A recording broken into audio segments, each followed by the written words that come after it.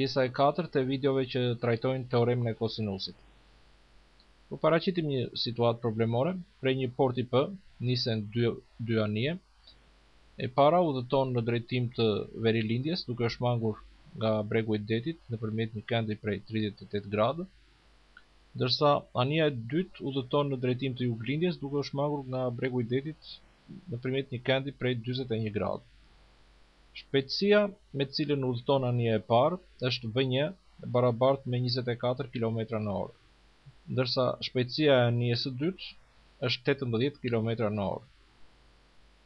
Mbas një kohe udhëtimi prej 2 presje 5 orësh, anija e parë do të ndodhet në një pikë A, ndërsa anija e dytë do të ndodhet në një pikë B. Në këto rrethana kërkohet të gjendet sa është largësia e këtyre anijeve kur ndodhen në pikat A dhe në pikën B.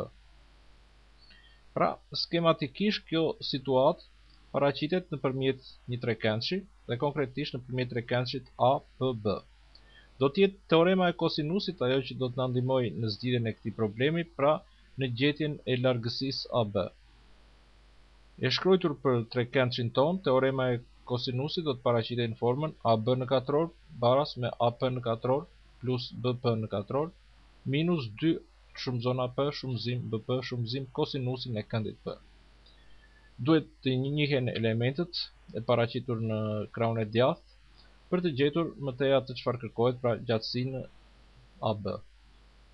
Nga fizika dihet marrëdhënia që ekziston midis rrugës, shpejtësisë dhe kohës, pra rruga S gjendet duke shumëzuar shpejtësinë V me kohën T. Këtë formulë do ta shfrytëzojmë për gjetjen e A5 dhe B5.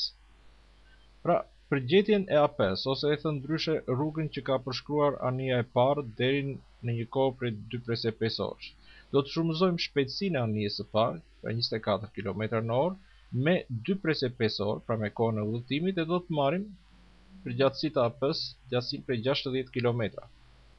Për BP-n, pra për rrugën që ka përshkruar anija e dytë në një kohë prej 2 presje 5 orësh, do të shumëzojmë shpejtësinë e anijes së dytë, pra 18 km/h, me kohën e udhëtimit të saj me 2 presje 5 orë, dhe do të marrim si gjatësi të kësaj rruge 45 km.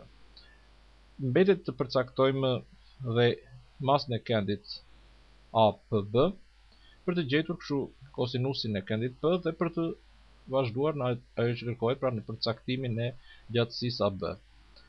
Për gjetjen e kendit P të trekëndshit do të shfrytëzojmë faktin që nga një kënd i shtrirë, që përfaqësohet nga bregu i detit, po të heqim masat e dy kendeve, pra po të heqim 41 gradë dhe më pas këndin 38 gradë, do të gjejmë masën e këndit P të trekëndshit tonë. Pra, kemi veprimin, i cili na jep masën e këndit P, 180 gradë minus 41 gradë minus 38 gradë baras me 101 gradë.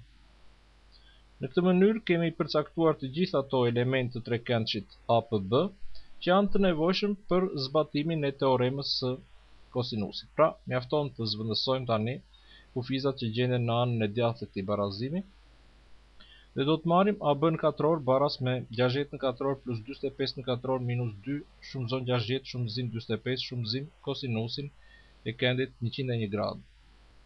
Llogarisim kosinusin e kendit 101 gradë,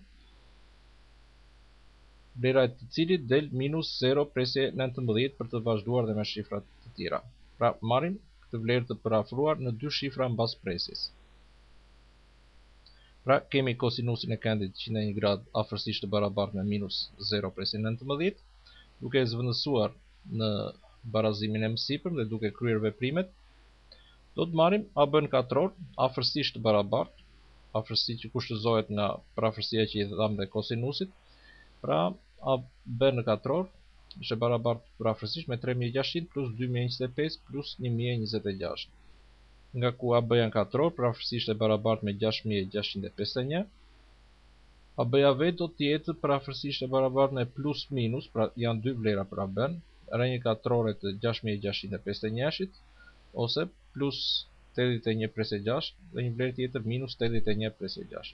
Por me qëse kemi të bëjmë me një gjatësi, atëherë bëhet fjalë vetëm për të pranuar vlerën pozitive, pra AB-ja do merret parafërsisht 81 presje 6 km.